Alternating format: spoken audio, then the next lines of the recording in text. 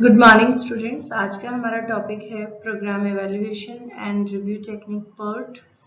PERT basically जिसको हम general भाषा में पर्ट के नाम से ज़्यादा जानते हैं instead of program evaluation and review technique method.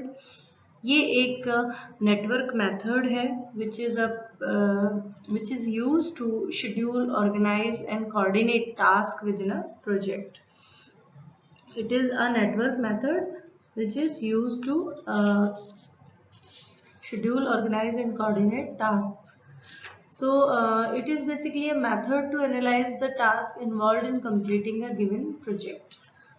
By this method, you estimate the duration of the activities, and this method is basically used for the investigation, invention works or research work or some other works. It is more useful in that area. Wherever there is a limitation of time, like in construction works and all, this method is not preferred. It is basically used for the research or laboratory work or other such inventions or big research works. PERT is used when activity times are uncertain because it is not a specific time based networking method. So it is used on those areas where progress of work is to be seen, not the time, and time is uncertain, such as research areas.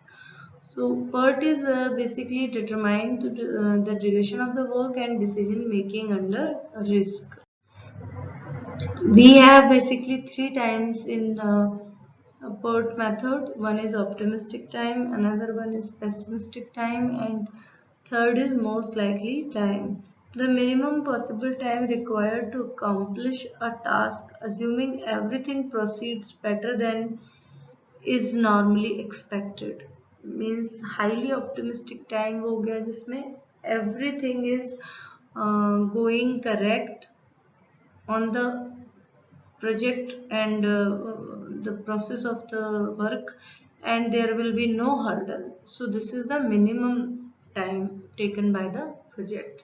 दूसरा है आपका pessimistic time. It is reverse of optimistic time. The maximum possible time required to accomplish a task, assuming everything goes wrong. It is that time when we consider all the wrong possibilities can be happen on the project. So considering all hindrances, all hurdles, we take the maximum possible time. Having such problems on the project, then what will be the time taken by the project maximum? That is pessimistic time P. Third is most likely time. It is the best estimate of the time required to accomplish a task, assuming everything proceeds as normal.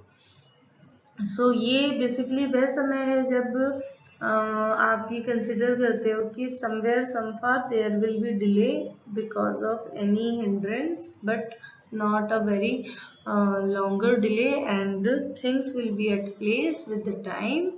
So there will be a little hurdle, more realistic time taken by the project basically.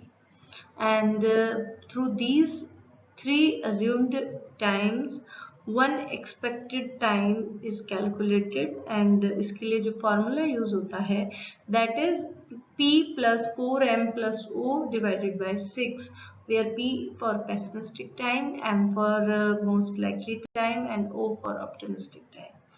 Through this we get the expected time of the project. So this is about the PERT method. PERT method is basically event-based method, whereas we have studied in critical path method that it was a activity-based method. So PERT method was even initially used for invention of कुछ हथियारों के लिए America में first of all it was used. So it is basically more popular in the research work or research projects, and it is also a networking method. Next topic है हमारा resource allocation. तो as resource allocation के बारे में समझने से पहले सबसे पहले हमें पता होना चाहिए कि what are the resources in respect of construction. Resources are basically four resources: machinery, money, manpower, and material. So these four M's are the resources which should be used very precisely, very efficiently, so there will be no wastage of the resources and the project cost will be under control. So resource allocation क्या है? It is the process of assigning and scheduling available resources in the most effective and economic manner. How to schedule the resources so that they can be utilized in the effective and economic manner. यही आपका resource allocation कहलाता है.